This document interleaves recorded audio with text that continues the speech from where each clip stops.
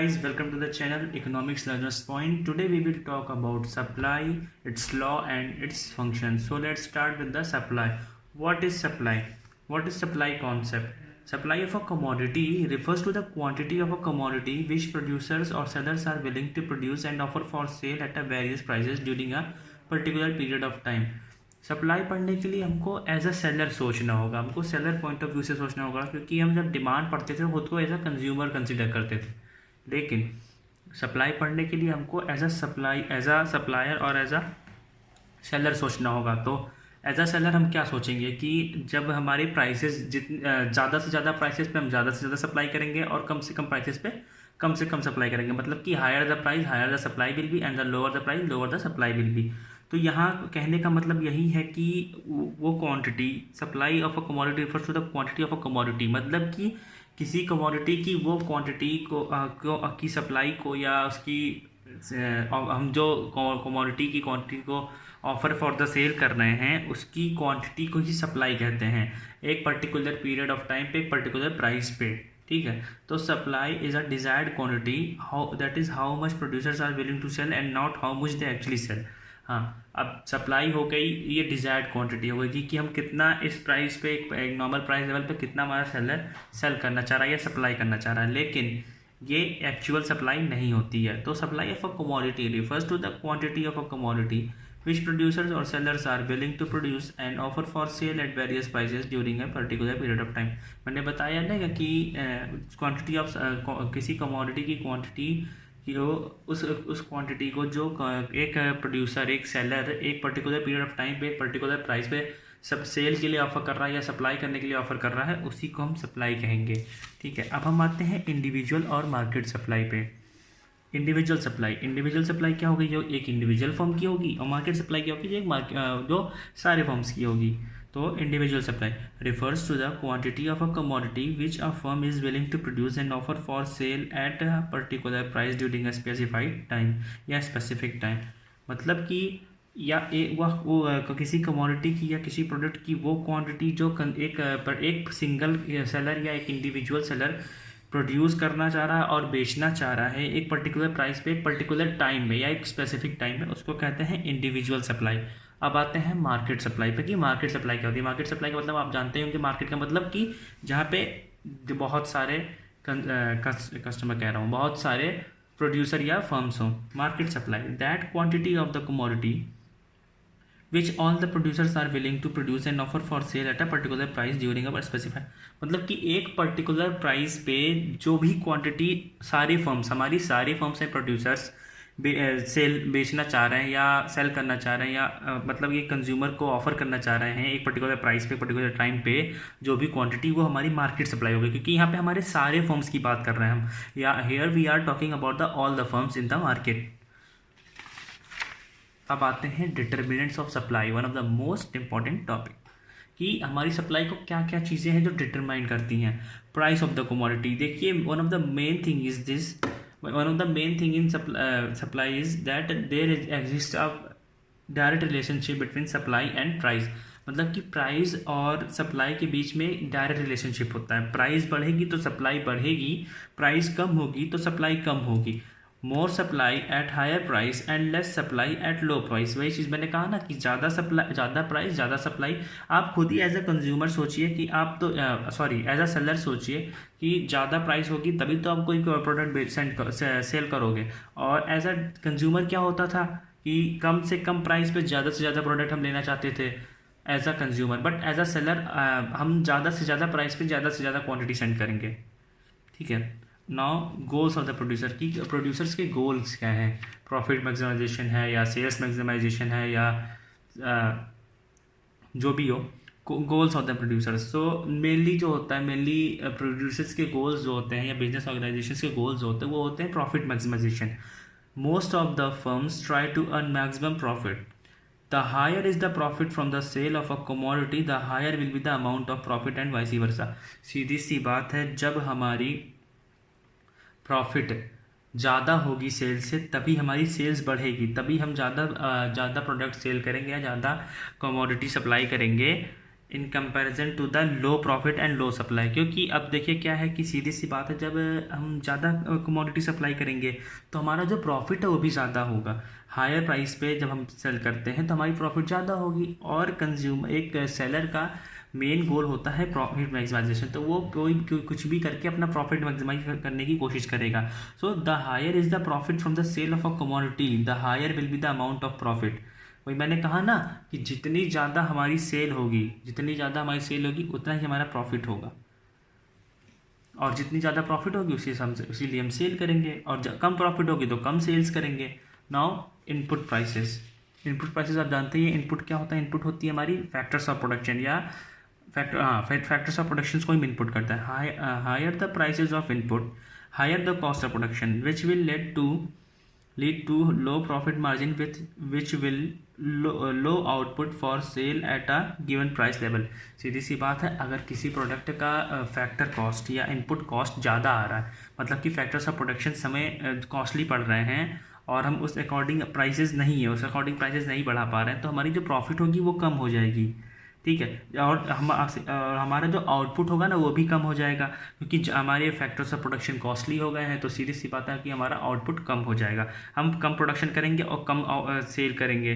ठीक है, if the prices of input is low, output will be sold since it will increase profit margin. अब सीधी सी बात है कि अगर हमारा कॉस्ट ऑफ प्रोडक्शन कह रहा हूँ, फैक्टर्स ऑफ प्रोडक्शन कम हो जाती है, प्राइसेस कम हो जाती है, हमारी कॉस्ट ऑफ प्रोडक्शन कम हो जाती है, तो सीधी सी बात है ज़्यादा आउटपुट सेल्स किया जाएगा, ज़्यादा आउटपुट की सेल्स होगी, जिससे हमारा प्रॉफिट बढ़ेगा। क्योंकि अब हमारी प्राइस में और कॉस्ट में डिफरेंस अच्छा हो जाएगा। पहले क्या था कि प्राइस और कॉस्ट में डिफरेंस कम था, तो जितना ज़्यादा डिफरेंस होगा प्राइस और कॉस्ट में उतना ज़्यादा हमारा प्रॉफिट होगा। तो अगर जब वहाँ पर क्या था कि हमारी प्राइस ज़्यादा थी, प्राइस तो थी, लेकिन हमारा जो कॉस्ट थी वो ज़्यादा थी, तो कॉस्ट और प्राइस का जो डिफरेंस था वो बहुत कम था, तो इसलिए वहाँ पे कम सप्लाई कर रहे थे, क्योंकि हमारी फैक्टर्स ऑफ प्रोडक्शन महंगे थे। लेकिन जब हमारे फैक्टर्स ऑफ प्रोडक्शन का प्राइसेस कम हुआ, तो हमने क्या किया कि हमने अपनी सेल्स यूनिट बढ़ा दी, हमने सेल्स करना ज़्यादा कर दिया या सप्लाई करना ज़्यादा कर दिया, जिससे हमारा प्रॉफिट बढ़ गया। ठीक है, अब हम आते हैं price of related goods. Related goods में mainly we will talk about substitute goods. When the prices of substitute goods increase, when the prices of substitute goods increase or rise, then the producer shifts to do that commodity। मतलब कि सीधी सी बात है, जब किसी मान लीजिए tea and coffee are two substitute products. मान लीजिए एक सेलर था, वो टी सेल कर रहा था, लेकिन उसने देखा कि कॉफ़ी का प्राइस बढ़ गया है, तो वो कोशिश करेगा या वो ट्राई करेगा कि वो कॉफ़ी को ज़्यादा सेल करे, या कॉफ़ी की सेलिंग पे वो फोकस करेगा। इससे क्या होगा कि उसका प्रॉफिट मार्जिन बढ़ जाएगा, क्योंकि उसकी सेल्स आउटपुट बढ़ जाएगी, क्योंकि उसकी प्राइजेस बढ़ चुके हैं कॉफ़ी के, तो which will lead to the higher profits। higher sales of the coffee will lead to the higher profit। The producer will produce other commodities whose prices are high to earn maximum profit and maximum sales. देखो मैंने कहा ना कि ज़्यादा से ज़्यादा profit और ज़्यादा से ज़्यादा सेल्स अचीव करने के लिए जो हमारा प्रोड्यूसर होगा ना, वो सब्सटीट्यूट गुड पे शिफ्ट कर जाएगा, क्योंकि उसके प्राइजेस बढ़ चुके हैं, और वो प्राइमरी गुड्स या मतलब जो हमारी पहले की गुड्स थी लाइक टी, उसकी सेल्स पे कम फोकस करेगा, उसकी सेल्स को कम कर देगा, उसकी सप्लाई को कम कर देगा। तो प्राइजेस ऑफ रिलेटेड गुड्स ऐसे ही इफेक्ट करते हैं। इसके apart from these four determinants, there are many more to discuss about. Nature of industry, production of techniques of production and natural factors etcetera, ऐसे कुछ और अदर डिटर्मिनेंट्स हैं like government taxation policy और natural factors. बहुत हो गए, अब हम आते हैं सप्लाई फंक्शन पे। ठीक है, supply function is a statement which states the relationship between the quantity supplied of a commodity and its determinant। Supply function बहुत ज़्यादा कुछ बड़ा चीज़ नहीं है। सप्लाई फंक्शन क्या होता है कि सप्लाई फंक्शन एक स्टेटमेंट है जो क्या कहते हैं, किसी की प्रोडक्ट की क्वांटिटी सप्लाई या सप्लाई से उसके अदर डिटर्मिनेंट्स के या उसके डिटर्मिनेंट्स के रिलेशनशिप को डिफाइन करता है, रिलेशनशिप को शो करता है। तो आइए देखते हैं क्या क्या डिटर्मिनेंट्स होते हैं। Supply functional relationship bracket Pn P1 Pn-1 GF Fi Fm Te Gt N1 Mt। अब हम देखते हैं कि ये सब है क्या। S से तो सप्लाई होगा, सीधी सी बात है। F functional relationship, Pn is price of N या N commodity. P1 n-1 is price of commodities other than P, मतलब कि किसी अदर देन n मतलब किसी अदर कमोडिटी का प्राइस, ये भी इफेक्ट करता है, ये भी सप्लाई फंक्शन को डिफाइन करेगा। GF goals of firms, FI dash FM prizes of different factors of production, मतलब कि हमारे फैक्टर्स ऑफ प्रोडक्शन के प्राइजेस क्या है, वो भी एक डिटर्मिनेंट होते हैं सप्लाई के। अब टेक्निक्स ऑफ प्रोडक्शन, E से expectations of future prices, G से taxation of government policy, N natural factors, MT means of transportation. So now coming to the law of supply. The law of supply states that other things remaining unchanged या remaining the same, the law of supply states that other things remaining the same, the quantity of any commodity that firm will produce and offer for sale rises with a rise in its price and falls with a fall in price, मतलब कि other चीज़ें same रहेंगी according to the law of supply, हमारे other factors same रहेंगे, लेकिन अगर हमारे price बढ़ेंगे तो हम ज़्यादा प्रोडक्ट सेल करेंगे या प्रोड्यूसर ज़्यादा प्रोडक्ट ऑफर फॉर सेल करेगा, और अगर प्राइस कम होगी तो सप्लाई कम होगी, मतलब कि supply will increase with the increase in price and supply will decrease with the decrease in price. There exist a direct relationship between price and supply of any commodity.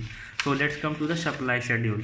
Supply schedule क्या होता है? एक tabular statement होता है जो various quantities को दिखाता है, जो एक या उससे ज़्यादा प्रोड्यूसर्स एक अलग अलग प्राइसेस पे एक गिवन पीरियड ऑफ टाइम में सेल करना चाहते हैं या सप्लाई करना चाहते हैं। तो coming to individual supply schedule, it shows various quantities of a commodity that an individual producer or firm would offer for sale at different prices during a given period। मतलब कि ये दिखाता है कि एक इंडिविजुअल फर्म एक commodity की क्या क्वांटिटीज सेल करेगा, क्या कहते हैं, shows various quantities of a commodity that an individual producer or firm would offer for a sale at different prices। मतलब कि एक गिवन पीरियड ऑफ टाइम में एक कमोडिटी को एक इंडिविजुअल सप्लायर क्या कहते हैं, उसी गिवन पीरियड ऑफ टाइम में अलग अलग प्राइसेस पे कितनी कमोडिटीज़ को सेल करेगा, वही दिखाता हमारा इंडिविजुअल सप्लाई शेड्यूल। ठीक है। मार्केट सप्लाई शेड्यूल भी सेम वैसा ही है।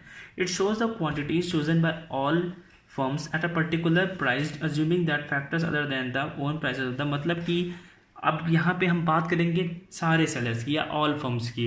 अब यहाँ पे ये देखेंगे कि सारे सेलर्स एक कमोडिटी की एक गिवन पीरियड ऑफ टाइम में अलग अलग प्राइसेस पे क्या कमोडिटीज सेल करेंगे, क्या क्वांटिटीज सेल करेंगे, क्या क्वांटिटीज सप्लाई करेंगे, वो होती है मार्केट सप्लाई शेड्यूल। तो इंडिविजुअल सप्लाई शेड्यूल मतलब होता है कि एक इंडिविजुअल सप्लायर, इंडिविजुअल सेलर एक प्रोडक्ट की एक गिवन पीरियड ऑफ टाइम में डिफरेंट प्राइसेस पे क्या क्वांटिटीज सप्लाई करेगा कंज्यूमर को। तो ये होती है इंडिविजुअल सप्लाई शेड्यूल। और मार्केट सप्लाई शेड्यूल में क्या होता है, जब सारी फर्म्स एक किसी प्रोडक्ट की गिवन पीरियड ऑफ टाइम में क्या क्वांटिटीज सप्लाई करेंगे या क्या क्वांटिटीज ऑफर फॉर सेल करेंगे। तो we are finish with supply schedule.